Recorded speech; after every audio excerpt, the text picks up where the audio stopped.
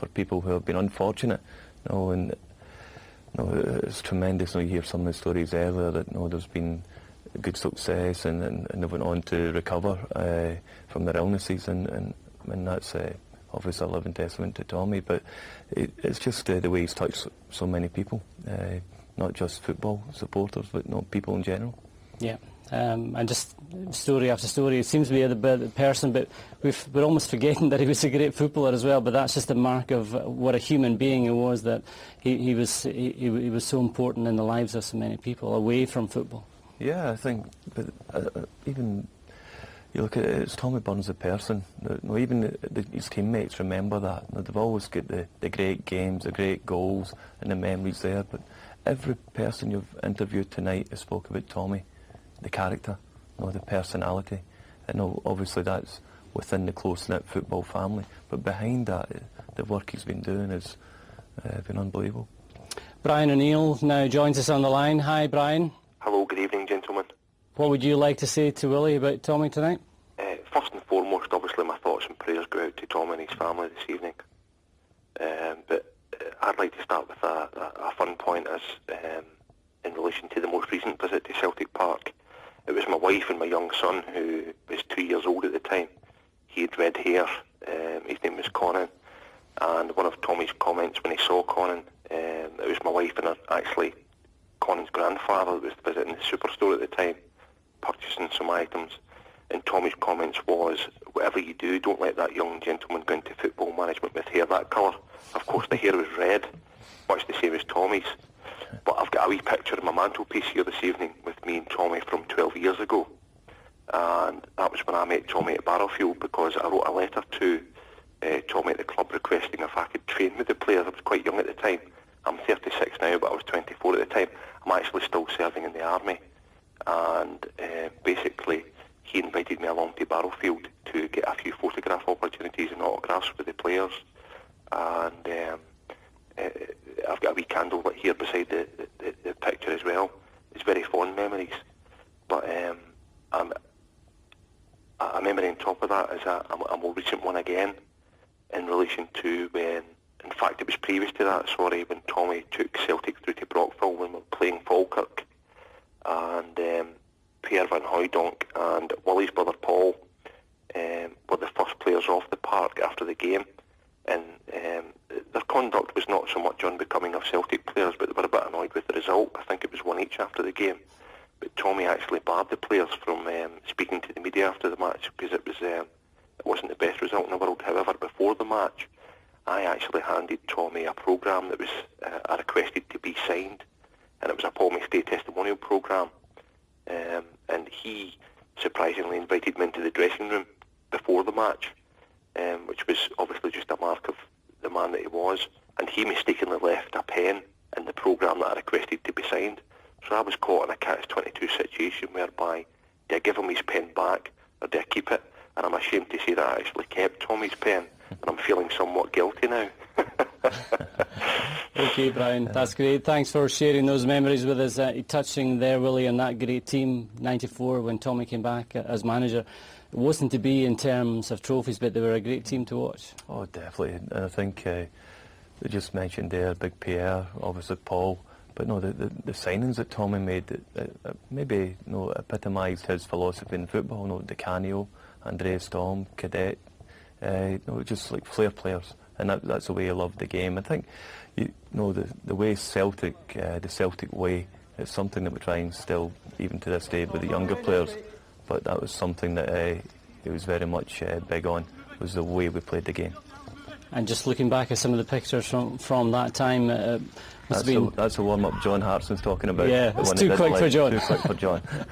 But it must have been great to play in that team, because the philosophy was all about just going out and attacking the opposition. Yeah, but a great team spirit. I think that was one thing. I've got a memory of Tommy working very, very closely with Jackie McNamara and Simon Donnelly. And if you remember that year, it was like telepathic. That word was used earlier on when George McCluskey was talking about Tommy as well. It didn't just pick a team, and he worked on the formation, he worked in partnerships, and that's why the thing flowed so well. They were able to play and understand and read each other's way of thinking. It was fantastic. Well, one of the other former players who knew Tommy Burns very well, Tom Boyd, joins us on the line now. Tom, no, we're not quite there to go to Tom yet, but just continuing with that stream of consciousness, as it were, Willie, it was just a successful team, just unfortunate they were only able to have the one trophy to show for it at the end. Yeah, but the football they played, and unfortunately, maybe it's just me and my way of thinking, I remember the specifics, I'm not quite sure, but when you look back at Tommy's year when we were going for the title, I don't know what, was it 8 or 9 in a row for Rangers, but we played the UEFA Cup on a Thursday night and had to play on the Saturday, every league game. And that went amiss, and I don't think we picked up full points. There was a few draws in there.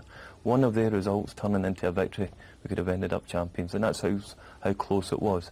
The fans enjoyed the football, the players enjoyed playing that way. There was a special feeling about the place, but we just missed out, and that could have been a little bit of luck or good fortune that we needed. Well, I think Tom Boyd is with us now, and Tom, just to get your reaction on the sad news that's broken today about Tommy Burns. Yeah, well, obviously it's devastating news that obviously the sad news that Tommy passed away. I think it came as a shock to everybody when we heard it. I'm sure everybody would have been in tears for this tragic news. We knew that obviously the circumstances had changed in the last few days, in the last few weeks. It's becoming a lot more serious, but even when it still comes, it is it hits you like a bolt of lightning. Sort of things happen, and it's so sad that just off the back, just less than 6 months ago, we're saying the same things about somebody who told me about Phil O'Donnell, and both of them, the kind of characters that they were, and the kind of people that were, touches everybody, and certainly Tommy was a man who loved Celtic Football Club, loved his family, had a deep belief in his faith as well, and all these things shone through whenever you met him. His love of the club, his love of his faith, and his love of his family. And that was the kind of character that Tommy was. He was one of Jock Stein's signings. How much was he an inspiration to the next generation, people like yourselves coming through, following in his footsteps? Well, you've seen Tommy when he was a player. Loved to play attacking football, loved to get into the box, score goals. You should enjoy in his face for that. And that was something that he'd been brought up with, the tradition of Celtic. And the way that he played football, he continued that, tried to continue that when he was with Celtic as manager. Everybody recalls the time he was there, and they say that some of the football that they played under him was some of the best they had. He was very unfortunate, very unlucky that I think he played at a time when Rangers probably had their best team, possibly ever, with the players that they had available at their disposal. And it still, everybody still looks back with fondness and the way that Tommy played football. I tried to play football in the right way, and I think that was just with him being brought up at Celtic, being a supporter. He'd seen the Celtic teams that play football the correct way, and it's very sad that he's passed away now, and we won't be able to see his light again. As you said, Tommy, it was important. He stuck by his principles, even though it might have been easier for him to be more defensive at that era. He stuck by his principles of flair and passion, which is the Celtic way. Yeah, and that shone through. Whatever his kind of character that he was a very bubbly kind of character. He loved that adventure and that flair that you would bring to the football club. As you say, the first year of consolidation when we came back to Celtic Park from Hampden, and the football they played, very unlucky to lose one league game, but then he added to that some quality players, and Di Canio, Cadet, and it was a great time for the Celtic support. Unfortunately, like I say, it wasn't a successful time, and obviously Tommy ultimately paid the price, but as you say, the belief and his passion for Celtic and the way that he wanted to play football, he wouldn't change that, and that's right, the way he could have done it. But as you say, just the one way that he wanted to play football was an attacking way, the Celtic way, and that was the right way. Thank you very much, Tommy. Well, due to the volume of calls, we're going to stay on air right through until 11 o'clock. But for now, we're going to take a short break. Join us again in a few minutes.